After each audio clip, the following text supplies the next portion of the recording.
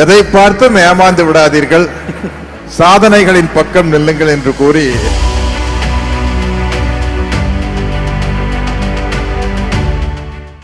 மக்கள் அனைவருக்கும் என்னுடைய முதல் கண் வணக்கத்தை தெரிவித்துக் கொள்கிறேன். இவங்களுடைய சாதனை எல்லாம் பார்க்கல ரொம்ப எனக்கு வியப்பா இருக்குது. நான் உங்களுக்கு முன்னாடி நிற்கும் போது கொஞ்சம் உயரமா இருக்கிறதுனால உயரமா தெரியுறேன், இல்லாட்டி உங்களுடைய சாதனைக்கு முன்னாடி நான் இவ்வளவுதான். இவ்வளவு பெரிய வெற்றி, உங்களுடைய வாழ்க்கை பிரச்சனைகள் எல்லாம் சொல்லும் போது எனக்கே ரொம்ப வியப்பா இருக்குது, அதிசயமா இருக்குது.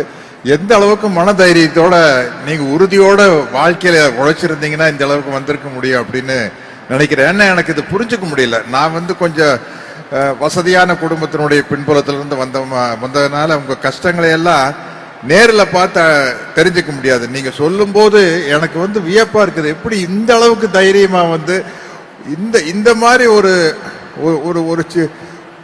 ஒரு வறுமையின் பிடியில் இருக்கிற ஒரு குடும்பத்துல நான் இருந்திருந்தேன்னா இப்படி என்னால வந்திருக்க முடியுமான்னு என்னால தெரியல.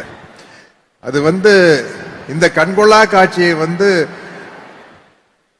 பார்ப்பதற்கு இங்கு தந்தை பெரியாரும் அண்ணாவும் முத்தமிழறிஞர் டாக்டர் கலைஞர் அவர்களும் இல்லையே என்ற வருத்தம் தான்.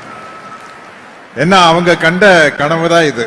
உங்களுக்கு தெரியாது, இது இதனுடைய திராவிட மாடல் அரசு, திராவிட சித்தாந்தத்துக்கும் உங்களுக்கு எல்லாத்துக்கும் கடவுள் நம்பிக்கை இருக்கும், அது தனி விஷயம். ஆனா உங்களுடைய முன்னேற்றம் என்பது இந்த திராவிட சித்தாந்தத்திலிருந்து தான் ஆரம்பிக்குது. அது 100 வருஷத்துக்கு முன்னாடி நீதி கட்சி காலத்திலிருந்து ஆரம்பிச்ச விஷயம். முத்துலட்சுமி ரெட்டி அப்படிங்கிற ஒருத்தர் தான் ஒரு மிகப்பெரிய சாதனை படைத்த முதல் பெண் மருத்துவர்.